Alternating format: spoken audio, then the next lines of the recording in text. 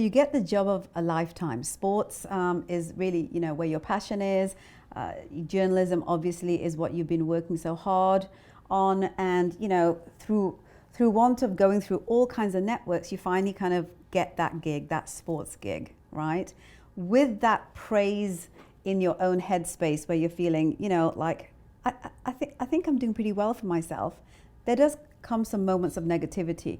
You've experienced that. You experience a lot of Twitter negativity, racial profiling during the time that you were anchoring.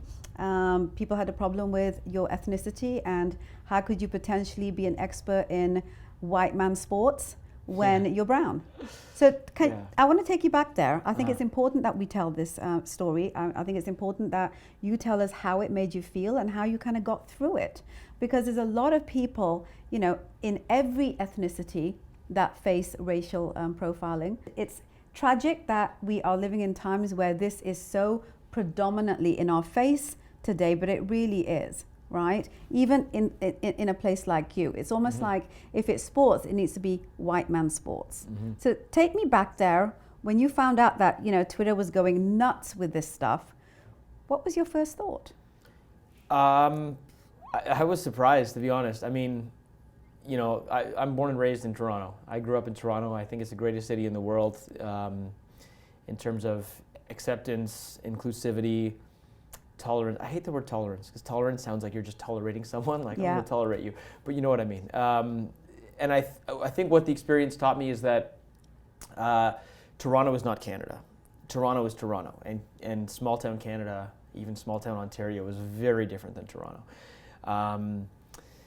Like a lot of times people will say, oh, the US and Canada and the differences, but really I think Toronto is kind of its own animal in terms of how progressive and how accepting and how far ahead it is. And how inclusive it is. Yeah, right? and I don't necessarily think that the rest of Canada is there yet, and it's kind of a shame, and it was a rough wake-up call to see that. And I wasn't the only one that was surprised. The president of TSN, who's a great guy, Stu, he called me as soon as this happened.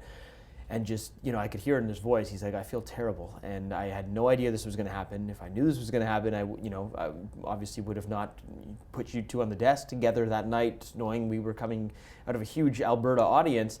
So I think it was a bit of a wake-up call for everybody, because this was uncharted territory for TSN as well. And it wasn't like they were trying to do a thing where it was like, oh, let's put the two South Asian anchors together and see what happens. It was literally... because this is when I was part-timing at TSN, Nabil was anchoring already, and the co-anchor was unavailable, so they literally looked down the list and said, okay, who can we grab tonight? Okay, Gurdeep's available, okay, and let's plug him in. I mean, the way they view it is, we're all SportsCentre anchors, and that's it. Yeah, they just see who you are, what you do. Yeah. They don't see anything beyond that. Yeah, and the thing is, in terms of my reaction to it, it was kind of funny. It was a unique position I was in, because I was still at CP24 and I was still at TSN, so...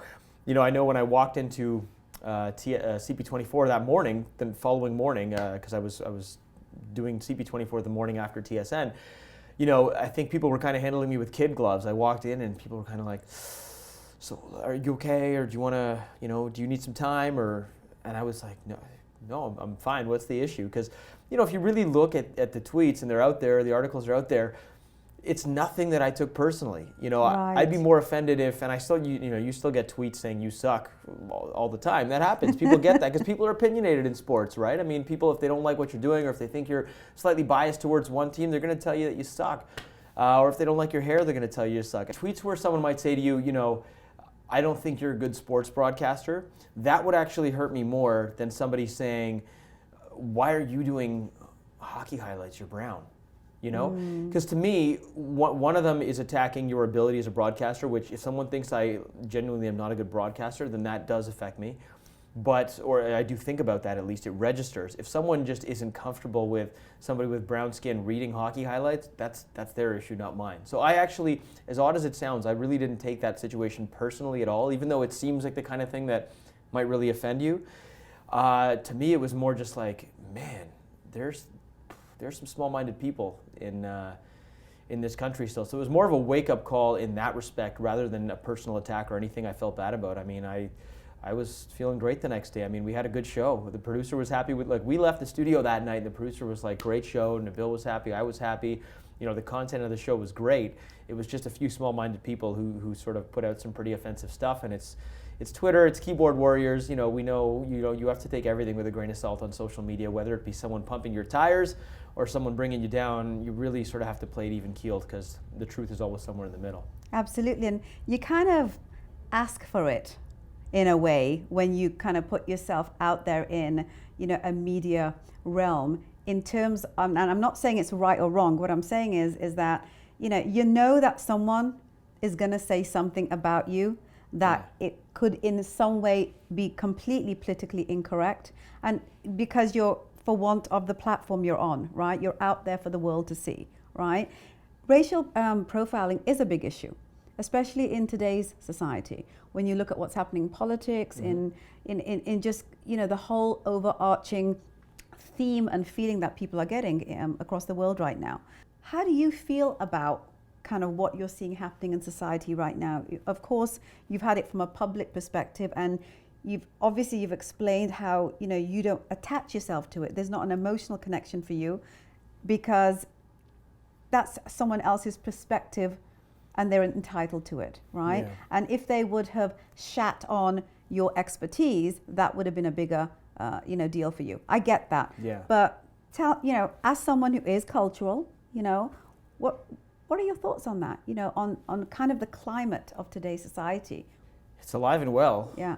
That's for sure. We're seeing that all over the United States, and still here in Canada, unfortunately. And I think that was the big thing for me. I mean, first off, it's sad, it's heartbreaking that it's tough to. It's a bit of a disconnect again, because living in Toronto and growing up in Toronto, you sort of feel a certain way. You're made to feel a certain way. You don't really experience, or at least I didn't really experience much or any racism at all through school. Even schools where, in high school I was one of only 2 brown-skinned people in my entire high school. I didn't experience racism once. So you kind of grow up with this, maybe this false sense of security, I guess this naivety, but really it's an idealism you grow up with as well because of your surroundings. What about Adnan? It's interesting because him being south of the border, I would imagine that he would get a lot more, problems from a, racial perspective than we get here. I mean, you're obviously great friends with each other. Like, has he ever brought anything up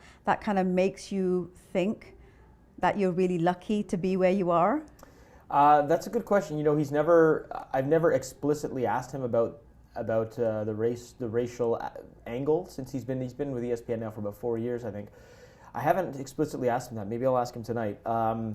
But he's never, we talk pretty candidly to each other. He's never actually gone out of his way to mention that. I know the one, and this isn't the same thing at all, but in terms of a stereotype when he went down there, because he is one of the most versatile and smart people I know. I mean, he could do news, entertainment, he could do any sport, and he's thrived down there because ESPN's thrown a million different hats at him, and he's worn them all. He's owned them all.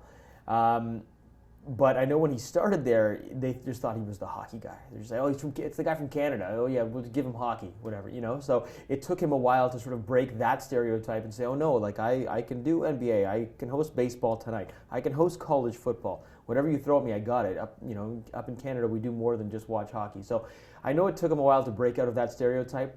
That's not really racial profiling. I guess that's more just stereotyping. Yeah.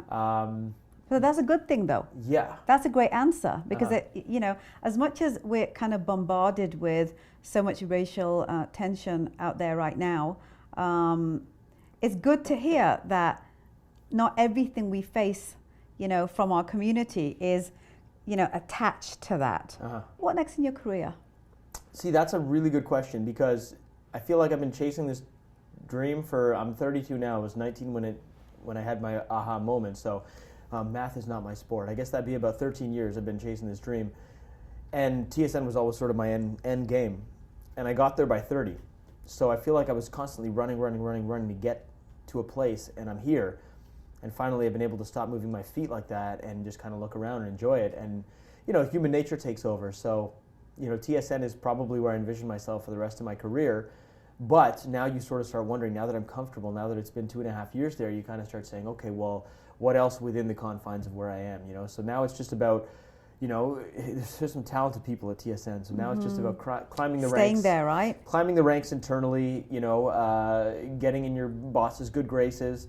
You know, I feel like I went from being kind of maybe a bigger fish in a regular sized pond with CP24, where I got all the big assignments and got to do the breakfast show and was very highly regarded, to TSN, where there's a lot of, you know, lifers here and really, really talented people and well-established people. And, you know, I'm probably near the lower end of that totem pole right now, and I need to work my way up. And that's going to take time, and that's going to take work. So I think that's sort of the thing that drives me now.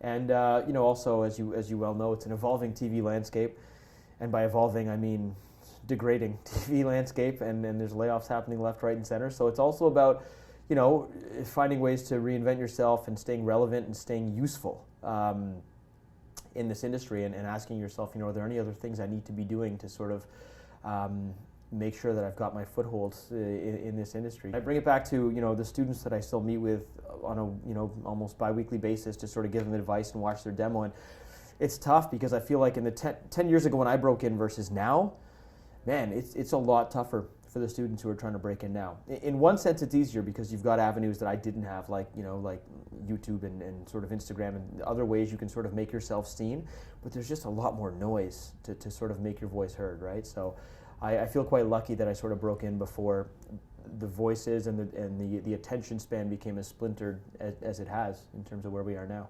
Absolutely. Yeah. Well, thank you so much for your time, sweetheart. I look forward to the next time we sit and chat, and when you have a wife and 3 kids. And another lifestyle show, and I'll bring you back on, and I'll still be bugging you about putting me in a magazine with the title Sexy on the cover. I'm still waiting for that, Raj. We're going to have to make it happen, darling. One of these days. Just for you. Thanks, love. Thank you so much. We really appreciate it. Anytime. Hi everyone, this is Open Chess TV with me, Raj GIRN. If you like the chat that you just finished watching, I really hope that you will subscribe to my channel for more intelligent, provocative, relevant conversations with some of your favorite celebrities.